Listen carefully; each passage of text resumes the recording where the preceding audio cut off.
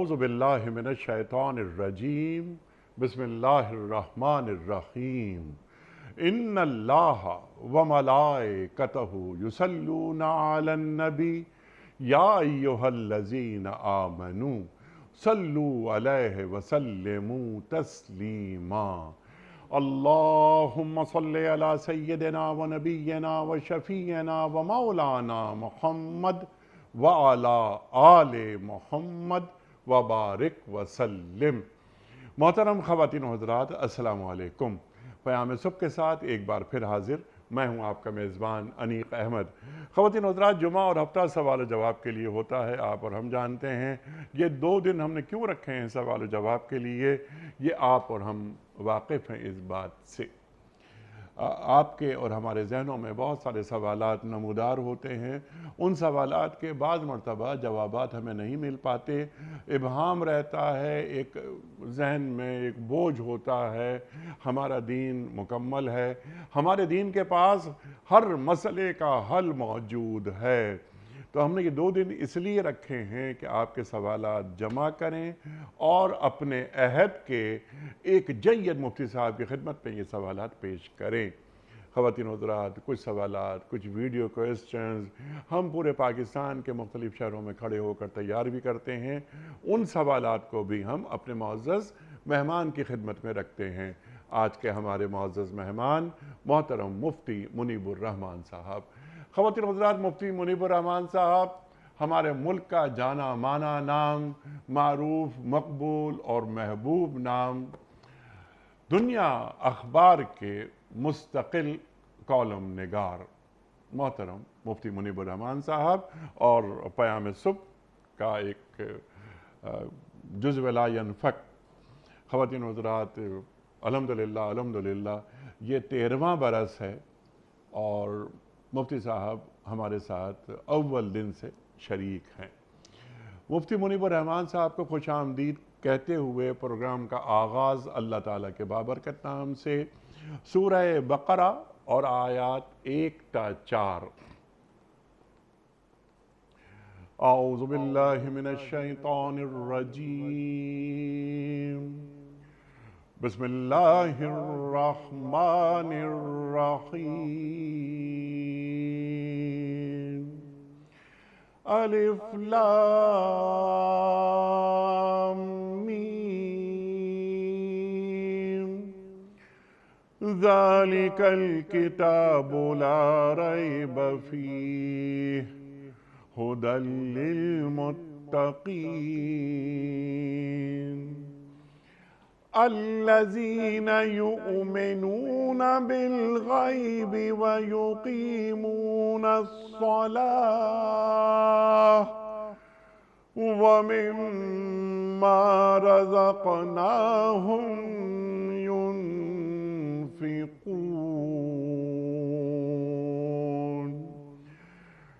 वल्लज़ीना युमिनून बिमा उन्ज़िल इलैका वमा उन्ज़िल मिन क़ब्लिक वबिल आखिरति हुम यूक़िनून। सदक़ल्लाहुल अज़ीम। अलिफ लाम मीम, ये अल्लाह की किताब है, इसमें कोई शक नहीं। हिदायत है उन परहेज़गारों के लिए जो गैब पर ईमान लाते हैं, नमाज कायम करते हैं, जो रिज़्क़ हमने उनको दिया है उसमें से खर्च करते हैं, जो किताब आप पर नाजिल की गई है यानी कुरान, और जो किताबें आपसे पहले नाजिल की गई थीं उन सब पर ईमान लाते हैं और आखिरत पर यकीन रखते हैं। ख़वातीन व हज़रात, मोहतरम मुफ्ती मुनीबुर रहमान साहब की खिदमत में पहला सवाल। इनामुर रहीम साहब हैं टोरंटो से। सवाल उनका यह है कि हमारे यहाँ शादी और वलीमे को जोड़ दिया गया है और एक ही तकरीब होने लगी है। क्या वलीमे की तकरीब शादी की तकरीब में, निकाह की तकरीब में शामिल की जा सकती है? इरशाद। بسم اللہ الرحمن الرحیم الحمد للہ رب العالمین الصلاة والسلام علی سید المرسلین سیدنا و مولانا محمد اللہم صلی وعلی آلہ وصحبہ اجمعین۔ انیق احمد صاحب، ولیمہ سنت ہے اور رسول اللہ صلی اللہ علیہ وآلہ وسلم کا فرمان ہے، اولم ولو بشاتن، ولیمہ کرو خواہ ایک بکری ہی ذبح کر کے تمہیں ولیمہ کرنا پڑے۔ رسول اللہ صلی اللہ علیہ وآلہ وسلم نے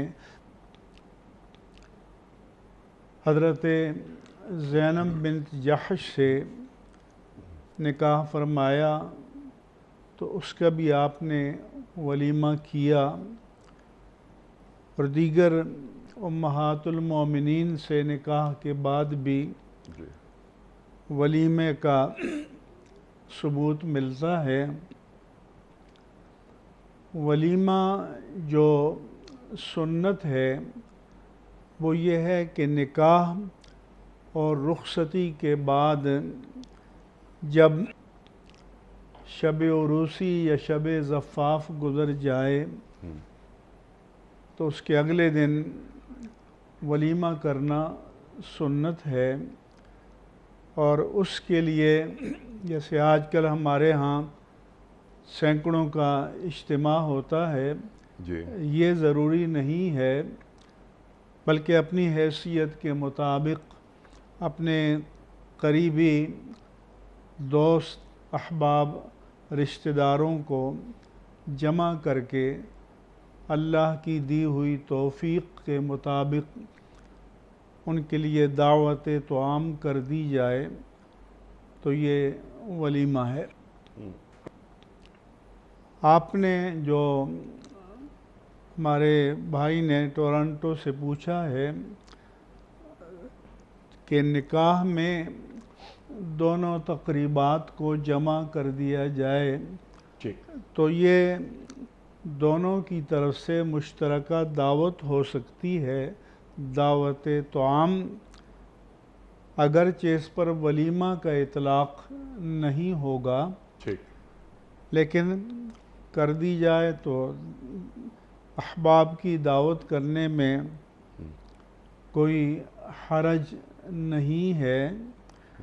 اور میں نے سنا ہے کہ یہاں بھی بعض کمیونٹیز اور برادریوں میں اب یہ رواج ہو رہا ہے کہ ایک ہی تقریب میں دونوں طرف کے فریق جمع کر کے اپنے اپنے مہمانوں کو وہ دعوت کر لیتے ہیں، کیونکہ اخراجات بہت ہیں، ہالوں کو بک کرنے کے مصارف ہیں، بعض اوقات نہیں ملتے، تو یہ ایک طرح سے دعوت طعام بھی ہے، اور کچھ شاید لوگ یہ سمجھتے ہوں کہ یہ ایک دوسرے کا ادھار ہے جو ہم ادا کرتے ہیں کہ انہوں نے ہمیں بلایا تھا تو ہم بھی ان کو بلا دیتے ہیں، تو اس کی کوئی ممانعت نہیں ہے۔ ٹھیک ہے، لیکن اسے جیسے آپ نے فرمایا ولیمہ نہیں کہا جا سکتا۔ ہاں، ولیمہ نہیں کہا جائے گا، کہ اس کو شادی کی دعوت کہہ سکتے ہیں، ولیمہ شب زفاف کے بعد ہوتا ہے۔ ٹھیک ہے، اچھا آپ نے فرمایا کہ شادی کی دعوت، یہ ہمارے یہاں نکاح لڑکی والے کھانا کھلاتے ہیں، کہ اس کی کوئی گنجائش ہے ہمارے دین میں؟ اس کی دین میں تو گنجائش نہیں ہے، نہ یہ مشروع ہے۔ نکاح کے بعد تو یہ ہے کہ دولہا والے نکاح ہو جائے تو دلہن کو لے کر اپنے گھر چلے جائیں۔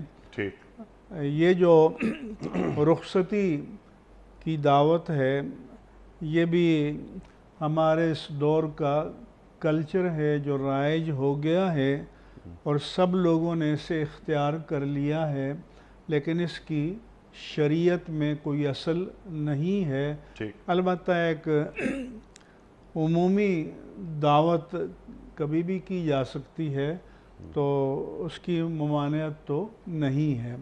اس کے علاوہ آپ بھی جانتے ہیں، ہم بھی جانتے ہیں کہ اب ان تقریبات میں نمود و نمائش کا عنصر بہت زیادہ آ گیا ہے اور اسراف کا عنصر بہت زیادہ آ گیا ہے. بڑی تعداد میں مہمان بلائے جاتے ہیں اور کئی قسم کے کھانے تیار کیے جاتے ہیں، اور ہمارا آپ سب کا مشاہدہ ہے کہ بہت سے کھانے ضائع ہو جاتے ہیں، پلیٹوں میں بچ جاتے ہیں.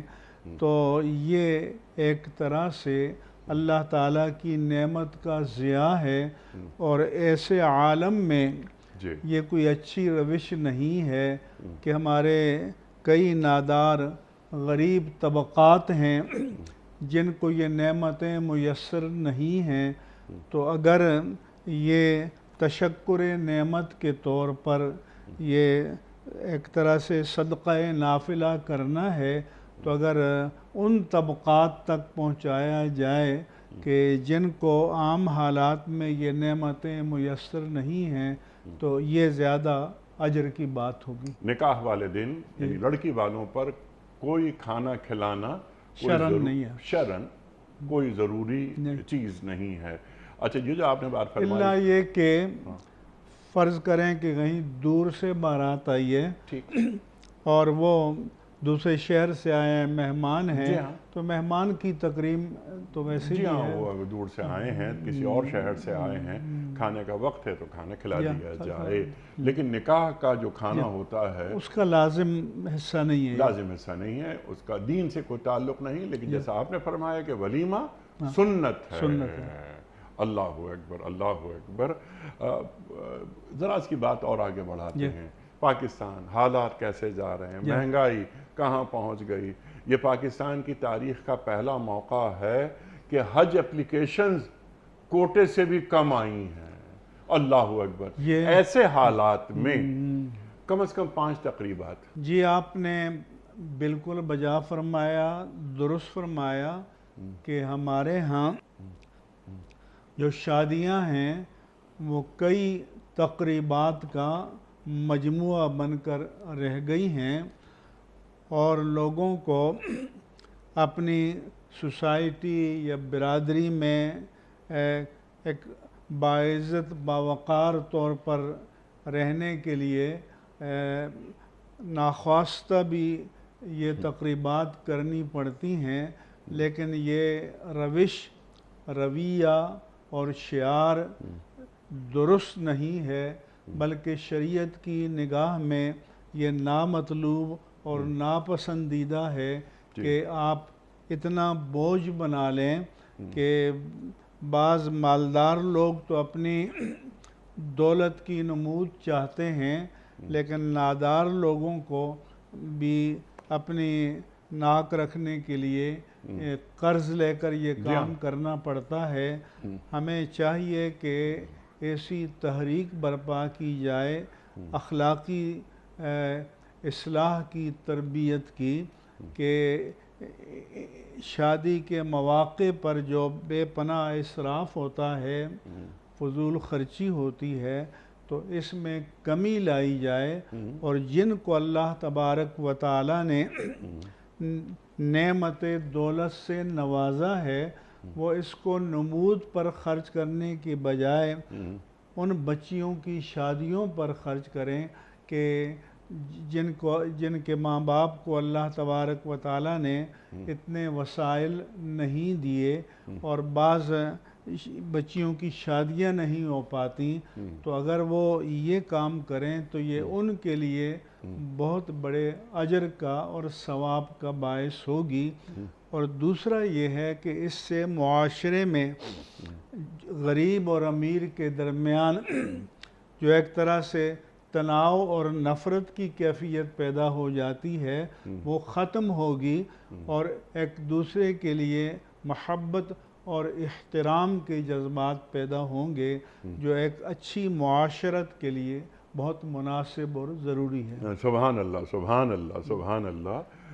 یہ بہت اہم بات آپ نے فرمائی کہ سوسائٹی کے اندر جو ایک خلیج بڑھتی جا رہی ہے، غریب کسی اور طرح سوچتے ہیں، امیر کسی اور طرح سوچ رہے ہیں، تو ان میں قربت پیدا ہوگی۔ تو یہ کام عمرہ کا ہے۔ اہل ثروت کیا ہے کہ وہ اپنی شادیوں میں تقریبات میں کم سے کم اخراجات کریں اور اچھی مثالیں قائم کریں، اچھی مثالیں قائم کریں۔ تو کوئی ڈھولکی، کوئی مائیوں اور شادی کا کھانا، اس کی کوئی گنجائش نہیں ہے۔ سنت صرف ولیمے کا کھانا ہے۔ وہ بھی یہ ضروری نہیں کہ وہ سینکڑوں اور ہزاروں کی تعداد میں اور 30 40 کھانے رکھیں، وہ بھی اس کو بھی محدود کیا جا سکتا ہے۔ سبحان اللہ، سبحان اللہ، کلیئر۔ سعدیہ صاحب ہیں کراچی سے، ان کا سوال ہے پراپرٹی کے حوالے سے، یعنی وراثت کے حوالے سے۔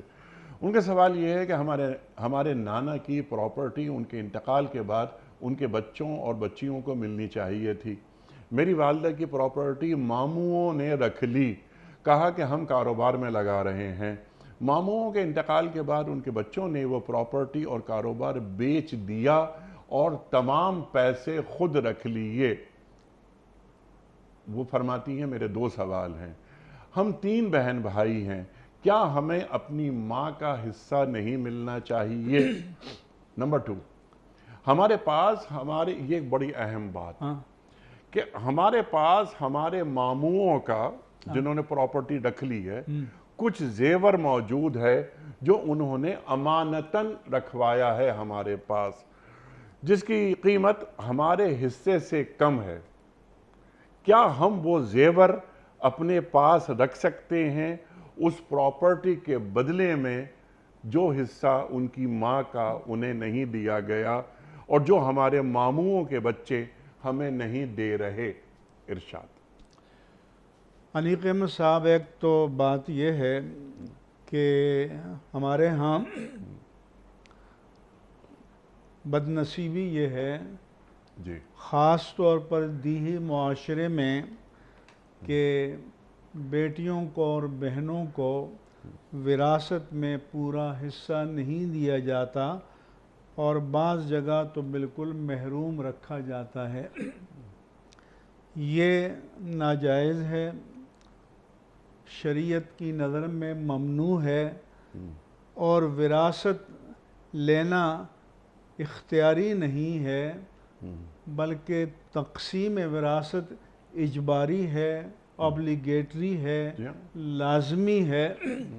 یہاں تک کہ ہمارے فقہائے کرام نے لکھا کہ اگر کوئی دستبردار بھی ہونا چاہتا ہے تو وہ اپنا حصہ اپنی ملکیت میں لینے کے بعد کسی کو دینا چاہتا ہے تو دے لے، لیکن وراثت کی تقسیم لازماً ہونی چاہیے، اور حکومت کو ایسا قانون بنانا چاہیے کہ جب کسی کا انتقال ہو جائے تو اس کی وراثت کا انتقال یا ٹرانسفر ورثاء کے نام تب کیا جائے کہ تب جب ان کا وراثت کا سرٹیفکیٹ بن جائے کہ اس کے کون کون سے وارث ہیں اور ہر ایک کا حصہ کتنا بنتا ہے۔ تو جب یہ خلاف شرع روش معاشرے میں عام ہو جائے تو پھر اس کے لیے حکومت وقت کو انضباطی اقدامات کرنے چاہیے، اور اگر ضرورت محسوس کریں تو قانون سازی کرنی چاہیے تاکہ بیٹوں کو، بیٹیوں کو، بہنوں کو وراثت میں ان کا جائز حصہ مل سکے۔ اور ان کے ماموں نے یہ زیادتی کی ہے اور وہ عند اللہ ان سے حساب لیا جائے گا کہ انہوں نے اپنی بہن کا حق مارا ہے۔ باقی انہوں نے جو کہا کہ ان کے پاس ماموں کا زیور امانتاً ہے، تو یہ ان کو بتا دیں اور بتا دیں کہ آپ کی اتنی مالیت ہمارے پاس ہے اور اس کو ہمارا جو حصہ وراثت ہے اس میں منہا کر لیا جائے، ایڈجسٹ کر لیا جائے، تو یہ ان کو بتا کر رکھ لیں تو صحیح ہے، تاکہ ان کا حق ہے، جیسے ان کا حق وراثت ان کے پاس ہے تو ان کی امانت ان کے پاس ہے، لیکن غبن کے انداز میں نہ کریں بلکہ ان کو بتا دیں۔ ٹھیک ہے۔ اچھا، ایک مسئلہ اور بھی ہے، کیونکہ ان خاتون نے یہ سوال کیا تو فون پر میں سن رہا تھا، تو انہوں نے کہا کہ وہ یہ کہتے ہیں، یعنی ماموں کے بیٹے وہ یہ کہتے ہیں کہ وہ جو پیسے تھے وہ کاروبار میں لگائے، وہ کاروبار ڈوب گیا، اب کوئی پائی پیسہ نہیں ہے کہ ہم آپ کو واپس کریں، ہمارا جو زیور ہے جو ہمارے ابا نے آپ کے پاس رکھوایا تھا اسے واپس کر دیں۔ اگر انہوں نے تمام وارثوں کی اجازت سے وہ ترکے کا مال کاروبار میں لگایا تھا اور ان کو وراثت میں ان کے حصہ رسدی کے مطابق شریک ڈکلیئر کیا تھا، تو اگر ڈوب گیا ہے تو ظاہر ہے کہ کاروبار میں نقصان کا امکان رہتا ہے، لیکن اگر ان کی اجازت کے بغیر کاروبار میں لگایا تھا تو کسی کو دوسرے کے مال میں اس کی اجازت کے بغیر تصرف کرنے کا حق نہیں ہے، تو جس نے کیا ہے تو اس کو اس کا ضمان دینا پڑے گا اور ان کو دینا چاہیے۔ ٹھیک ہے۔ اور اسی طرح سے جو ان کے پاس زیور ہے تو یہ اپنے حصہ وراثت میں ان کو بتا کر مارکیٹ ویلیو کے مطابق ایڈجسٹ کر سکتے ہیں، ایڈجسٹ کر سکتے ہیں، اور زیور واپس دینے کی ضرورت نہیں ہے۔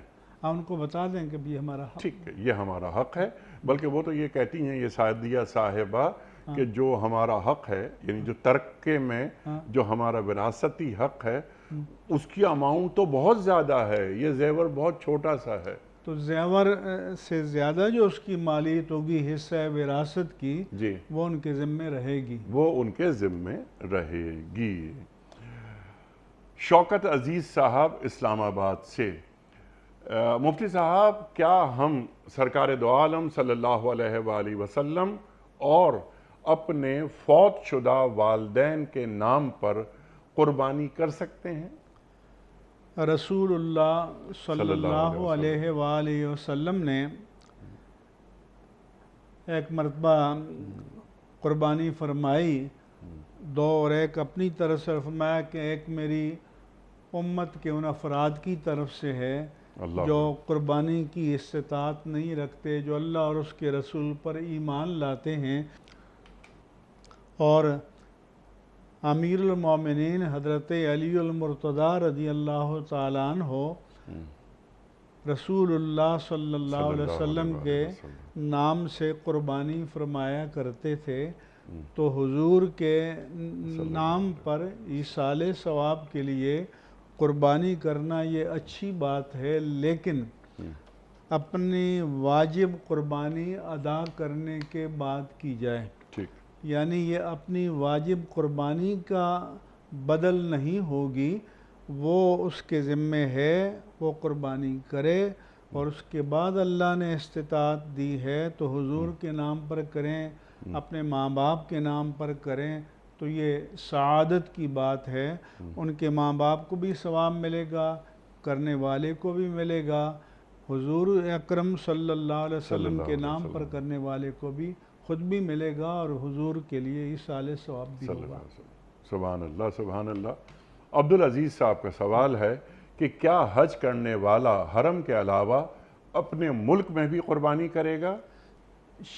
شرعی مسئلہ یہ ہے کہ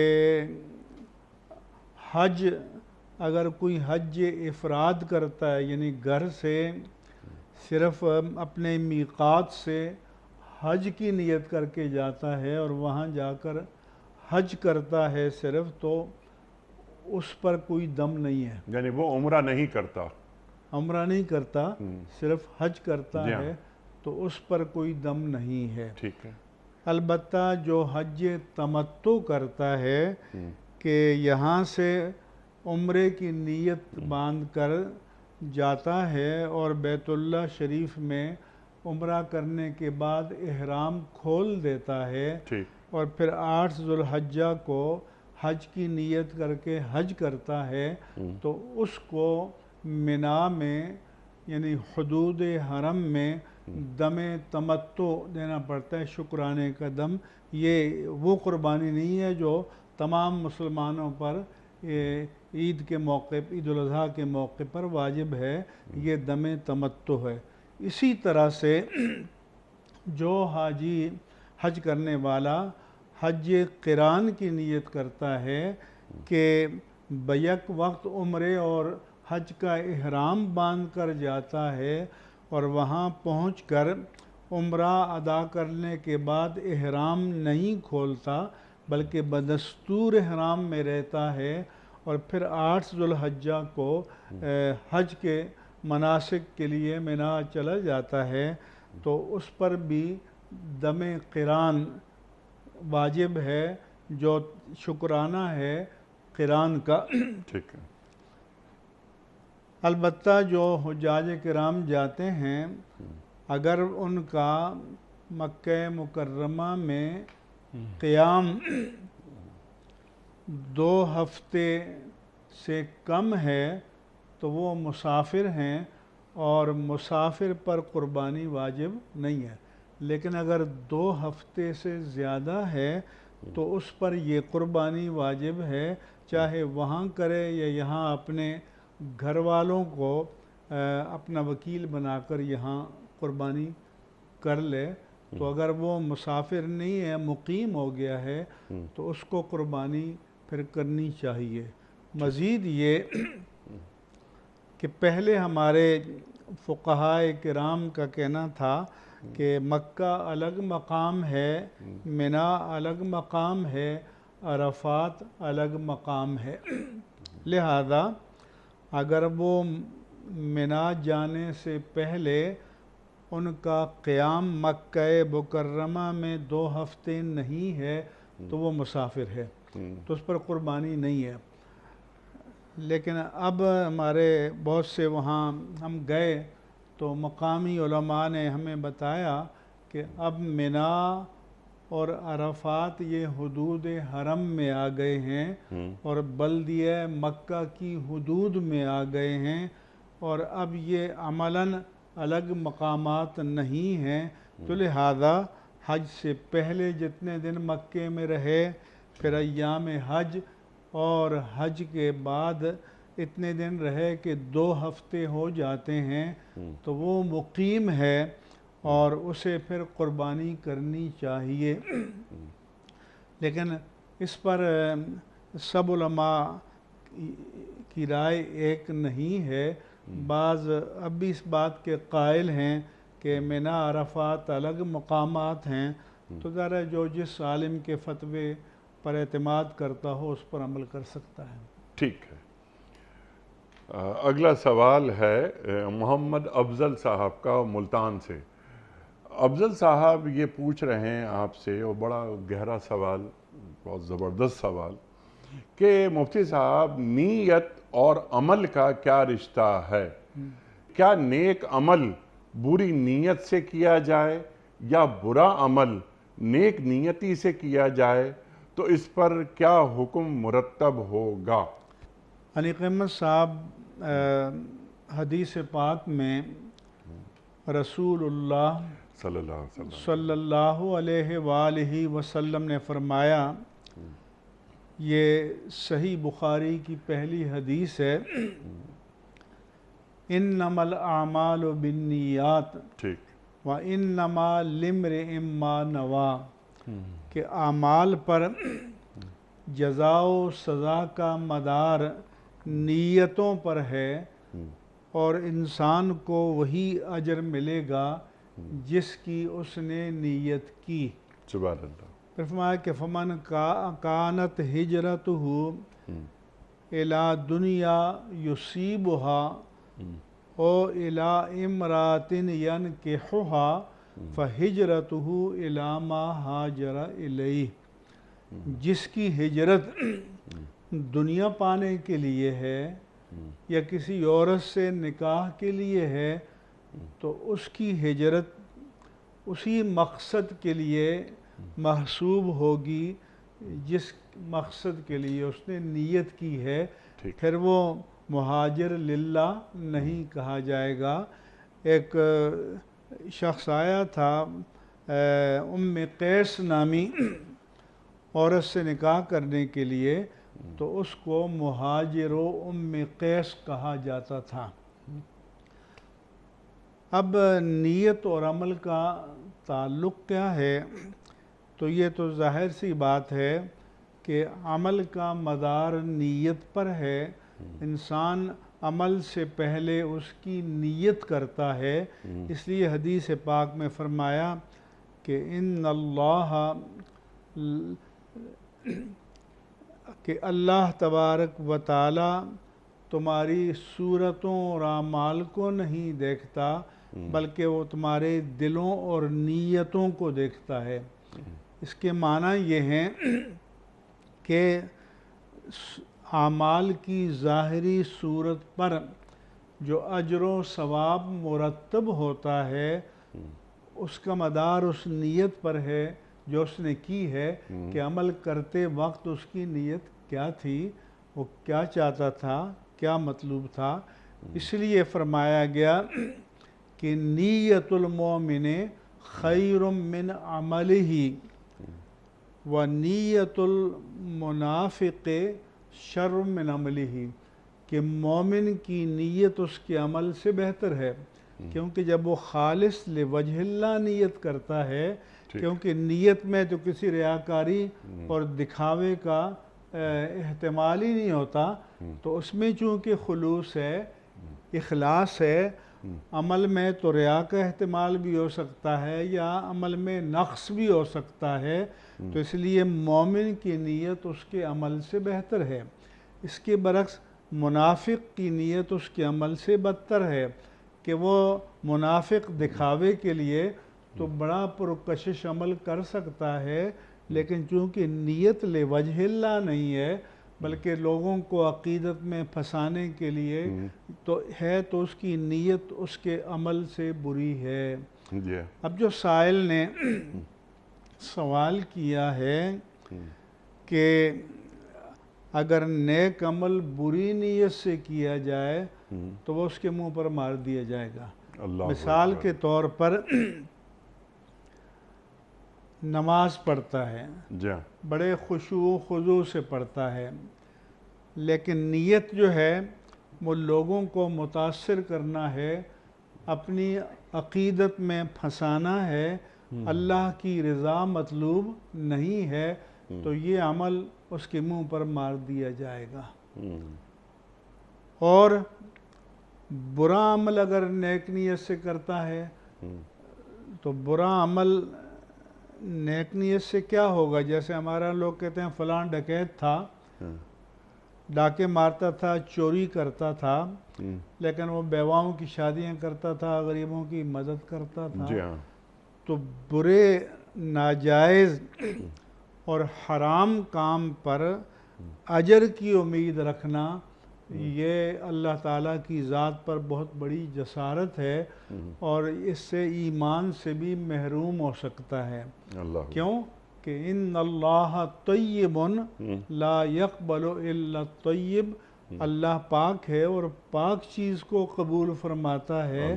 تو یہ کیسے ہو سکتا ہے کہ چوری کی جائے، ڈاکہ ڈالا جائے اور یہ کہہ دے کہ یہ میں نے تو اس لیے کیا تھا کہ بیواؤں کی شادی کروں گا، غریبوں کی مدد کروں گا، تو اپنے حلال مال سے کرو، طیب مال سے کرو۔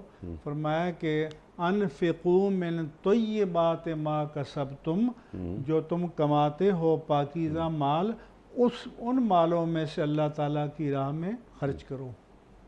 سبحان اللہ، سبحان اللہ، سبحان اللہ، سبحان اللہ۔ تو ہماری دلوں میں جو خیالات ہیں، اس لیے منافقین کے لیے فرمایا کہ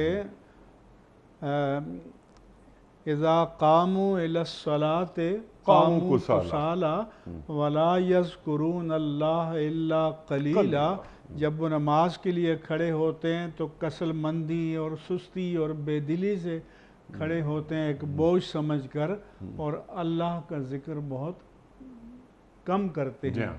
پھر فرمایا سورہ ماؤن میں فَوَيْلٌ لِّلْمُصَلِّينَ الَّذِينَ، ان نمازیوں کے لیے افسوس ہے، خرابی ہے، جو یراؤون، کہ جو دکھاوا کرتے ہیں، تو ان کے لیے کسی اجر کی بات نہیں کی، بلکہ فرمایا کہ ان کے لیے تباہی ہے، ہلاکت ہے، خرابی ہے۔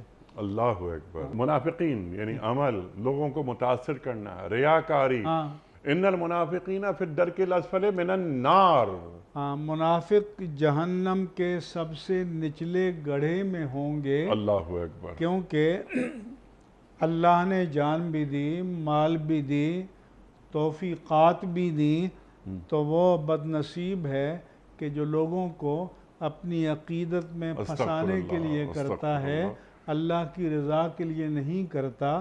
اس لیے حدیث پاک میں فرمایا کہ من طلب العلم لیجاری بہ العلماء او لیماری بہ السفہاء او لیصرف وجوہ الناس الیہ ادخلہ اللہ النار، جس نے دین کا علم اس لیے حاصل کیا کہ علماء کے مقابلے میں فخر و مباحات کا اظہار کرے، مناظرہ بازی کرے، اور یا بے وقوفوں کو اپنی کٹ حجتیوں میں پھنسائے، اور لیصرف وجوہ الناس الیہ، یا لوگوں کی عقیدت کو اپنی جانب مائل کرے، تو یہ علم اسے جہنم میں لے جائے گا۔ اللہ اکبر۔ دوسری حدیث میں فرمایا کہ من ابتغى علما یبتغى بہ وجہ اللہ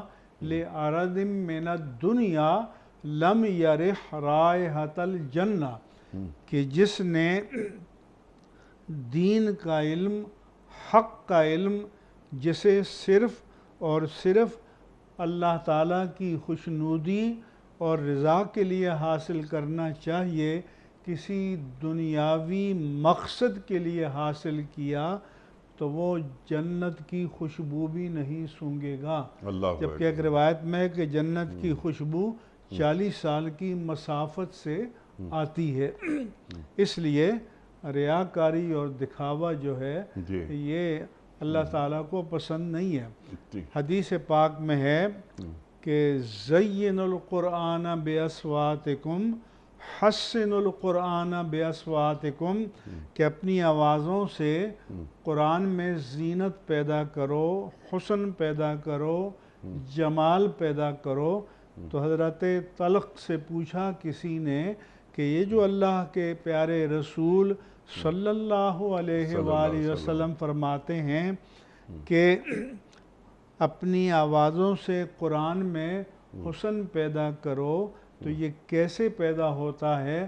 تو انہوں نے فرمایا کہ الذی یقرأ وأریت یخشی اللہ، کہ جب وہ پڑھے تو تمہیں لگے کہ اس کے دل میں اللہ کی خشیت ہے اور اللہ کا خوف ہے۔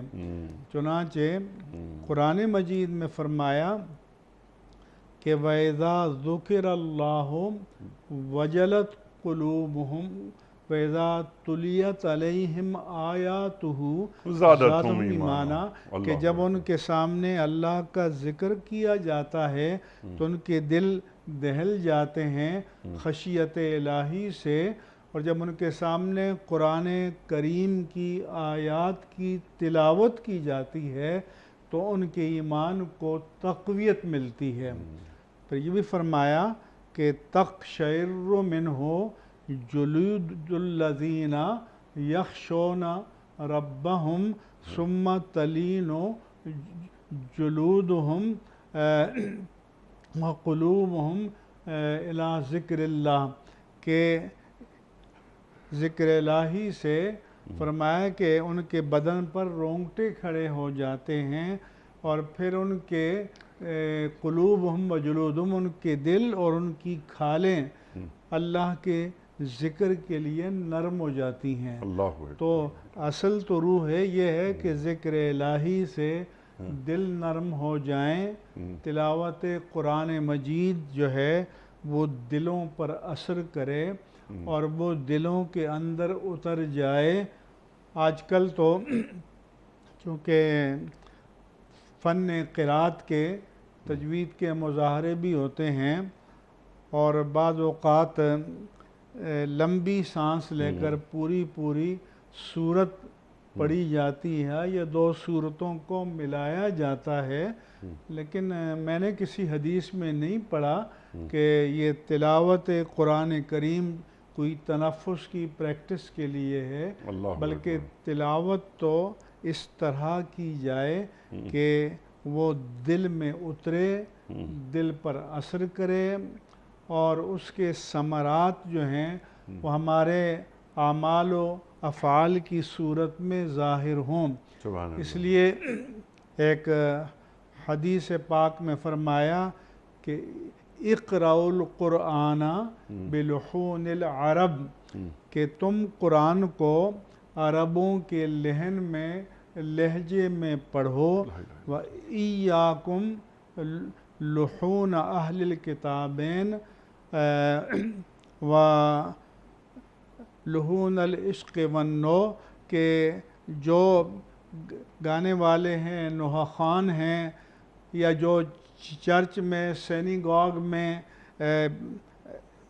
میوزک پر بائبل یا تورات کی تلاوت کرتے ہیں، فرمایا کہ ان کے انداز میں قرآن کو نہ پڑھو جو اس طرح کرتے ہیں۔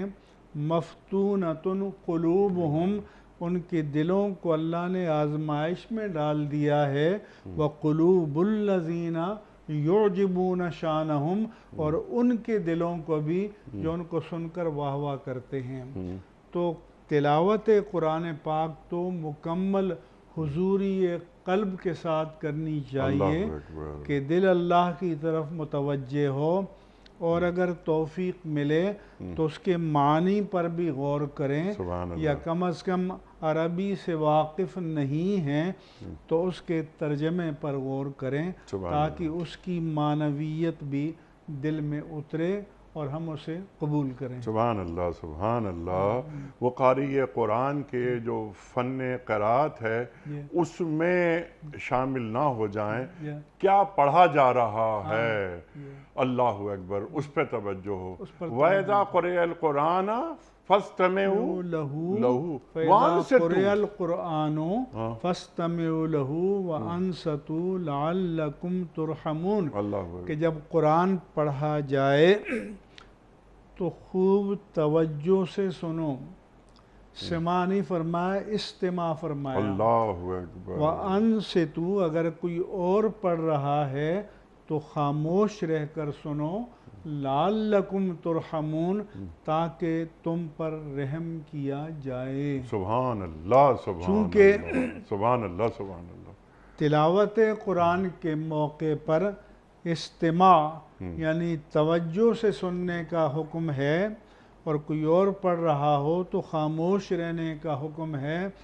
اسی لیے ہمارے فقہائے کرام نے فرمایا کہ کوئی اپنی چھت پر بیٹھ کر اونچی آواز سے تلاوت کر رہا ہے اور قریب گھروں میں یا اسی گھر میں کچھ لوگ اپنے کام کاج میں مشغول ہیں اور وہ تلاوت کی طرف متوجہ نہیں ہو رہے، بے ادبی ہو رہی ہے، تو اس کا سبب وہ پڑھنے والا بنے گا۔ اللہ اکبر، اللہ اکبر۔ اس پر بھی خیال رکھنا چاہیے، کیونکہ جلسوں میں لمبے لاؤڈ سپیکر ہوتے ہیں، دور دور تک آواز جاتی ہے، تو جو لوگ سننے کے لیے آئے ہیں آواز کا وولیم ان تک رکھنا چاہیے۔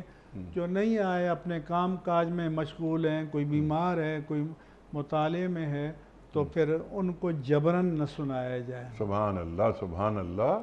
یہ آداب تلاوت ہیں، یہ آداب سماعت ہیں قرآن کریم کے حوالے سے۔ اللہ اکبر۔ مفتی صاحب کچھ ویڈیو کوئسچنز آپ کی خدمت میں۔ پہلا سوال مفتی صاحب کے لیے۔ السلام علیکم مفتی صاحب، میرا سوال یہ ہے کہ اکثریت کی رائے کو دیکھتے ہوئے کوئی فیصلہ کیا جا سکتا ہے؟ دین اس بارے میں کیا کہتا ہے؟ حنیق احمد صاحب سوال تو انہوں نے بہت اچھا کیا ہے، کیونکہ ہمارے ہاں جو جمہوریت ہے جی، اور جمہوریت اپنی نہاد میں، جبلت میں، ساخت میں سیکولر ہے، جی، تو اس میں سارے فیصلے یا تو اتفاق کی رائے سے ہوتے ہیں جو بہت کم ہوتے ہیں، ٹھیک، ورنہ کثرت رائے سے ہوتے ہیں۔ ٹھیک، تو اگر کسی ایسی چیز کے بارے میں فیصلہ کیا جا رہا ہے کہ جس کا کرنا ویسے بھی فرض ہے، واجب ہے، یا سنت ہے، یا مستحب ہے، تو ٹھیک ہے، کثرت رائے سے فیصلہ ہو جائے تو بہت اچھی بات ہے کہ سب اس کی قبولیت کے یا نفاذ کے اجر میں شامل ہو جائیں گے۔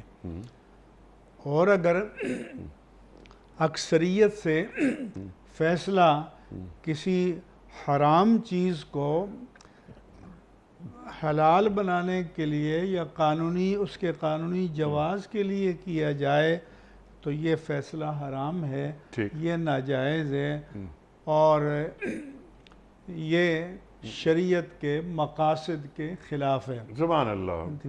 یعنی وہ فیصلے اگر 100% بھی خلاف شریعت ہوں، 100% اتفاق ہو گیا کسی بات پر، لیکن سند نہیں مل رہی اللہ اور اللہ کے رسول صلی اللہ علیہ وآلہ وسلم سے، تو ناقابل قبول ہیں، وہ ناقابل قبول ہیں اور قابل رد ہیں، قابل رد ہیں۔ البتہ کچھ فیصلے مباحات کے بارے میں ہوتے ہیں، اور مباح وہ امور ہیں کہ جن کے دونوں پہلو جائز ہیں، کہ عمل کریں تو بھی جائز ہے، نہ کریں تو بھی جائز ہے۔ ٹھیک، مثال کے طور پر کسی چیز پر ٹیکس لگانا ہے اور 5% لگائے یا 7% لگایا جائے، تو ایسی چیزوں کے بارے میں کثرت رائے سے فیصلہ کیا جا سکتا ہے۔ یہاں کسی بھی شرعی اصول کی پامالی نہیں ہو رہی ہو تو اس صورت میں کثرت رائے سے یا مکمل اتفاق رائے سے فیصلہ کیا جا سکتا ہے، لیکن حق کو کلی اتفاق رائے سے بھی رد نہیں کیا جا سکتا۔ سبحان اللہ، سبحان اللہ۔ اور ایک بنیادی بات ایک اور جو ہم نے آپ سے سیکھی ہے کہ جن امور کے بارے میں اللہ اور اللہ کے رسول صلی اللہ علیہ وآلہ وسلم فیصلے دے چکے ہیں، ان پر لوگوں کی آرا نہیں مانگی جا سکتی قیامت تک۔ یہ جیسے آج کل مغرب میں LGBT ہے، لیزبین ہیں، گیز ہیں، بائی سیکچول ہیں، ٹرانسجنڈر کے یہ جو قوانین بنائے جا رہے ہیں، ان کے جواز کے بارے میں اور ان کی کانگریس یا ان کی پارلیمنٹ یا جو بھی مجلس قانون ساز ہے اکثریتی رائے سے فیصلہ کرتی ہے، تو یہ اسلام کی روح سے یہ درست نہیں ہے۔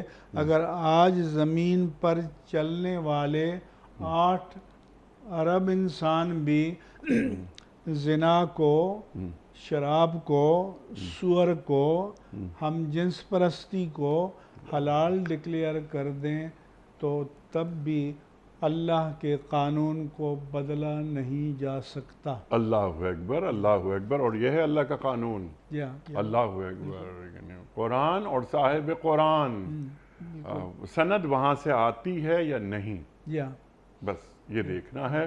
مفتی صاحب بہت ساری باتیں مزید ہو سکتی ہیں اور سوالات بہت زیادہ ہیں، لیکن صرف ایک بات ہے ارشاد کہ مغرب میں جو ہمارے دینی بھائی ہیں، تو مثلا خنزیر ہے، شراب ہے، ان کے ہاں قانوناً جائز ہے۔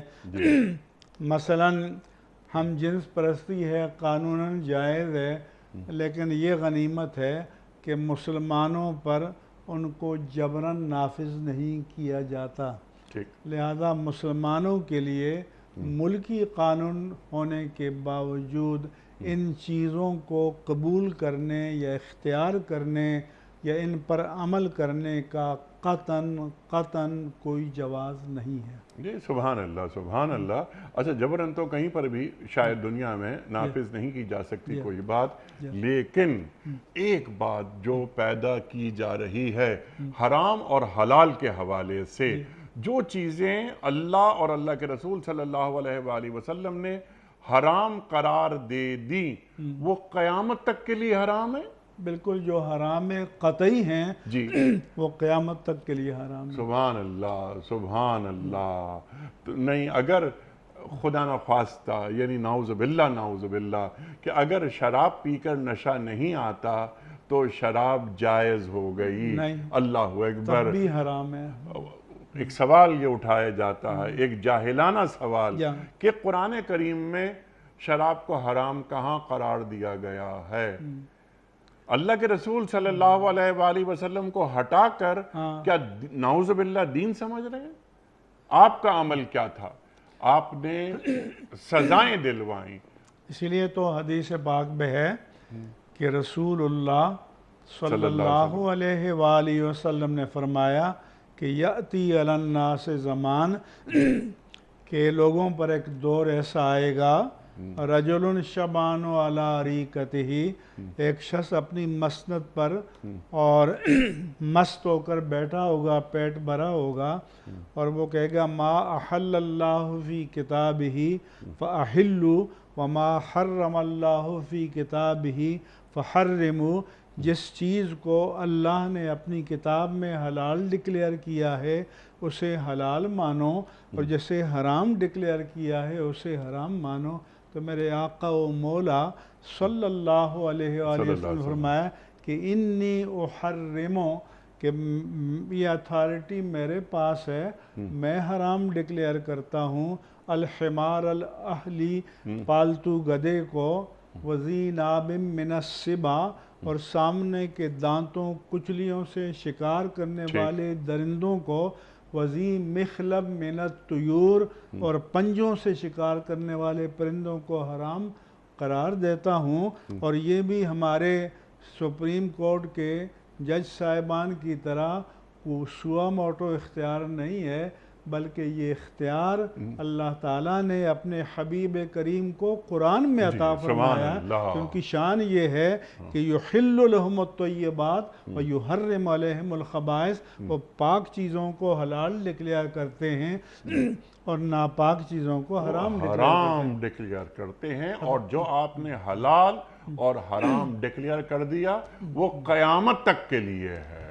حضرت عبداللہ بن مسعود سے کہ بعض خواتین آئیں، ام یعقوب نام تھا، تو انہوں نے کہا کہ یہ جو آپ کہتے ہیں گودنے والیاں اور گودنے والیاں یہ ممنوع ہے، تو میں نے تو دفتین، دو جلدوں کے درمیان جو قرآن ہے اس کو پڑھا ہے، اس میں تو میں نے نہیں پایا۔ انہوں نے فرمایا کہ اگر تم نے توجہ سے پڑھا ہوتا تو تمہیں مل جاتا۔ انہوں نے کہا، خاتون نے، کہ کہاں ہے صحابی؟ انہوں نے فرمایا کہ اللہ فرماتا ہے کہ ما آتاکم الرسول فخذوہ وما نہاکم عنہ فانتہوا، جو رسول تمہیں دیں اسے لے لو اور جس سے رسول روکیں اس سے باز آ جاؤ۔ تو یہ رسول کا حکم ہے، رسول کا حکم ہے صلی اللہ علیہ وآلہ وسلم۔ مفتی صاحب بہت شکریہ، بڑا ممنون، ہمیشہ کی طرح آج بھی ہم نے آپ سے بہت سیکھا۔ اللہ تعالی ہمارے علماء کو سلامت رکھے، تشریف لاتے ہیں اور ہمیں دین سے قریب کر دیتے ہیں۔ پیام صبح کا اختتام ہوتا ہے روزانہ ایک قول پر، اور وہ قول ہوتا ہے صاحب نہج البلاغہ امیر المومنین حضرت علی مرتضیٰ کرم اللہ وجہہ کا۔ آپ فرماتے ہیں رشتہ داروں سے اچھا برتاؤ کرو، یہ مال میں اضافہ اور عمر کی درازی کا سبب ہے۔ رشتہ داروں سے اچھا برتاؤ کرو، یہ مال میں اضافہ اور عمر کی درازی کا سبب ہے۔ سبحان اللہ سبحان اللہ۔ اپنے میزبان انیق احمد کو کل تک کے لیے اجازت دیجیے۔ خدا حافظ۔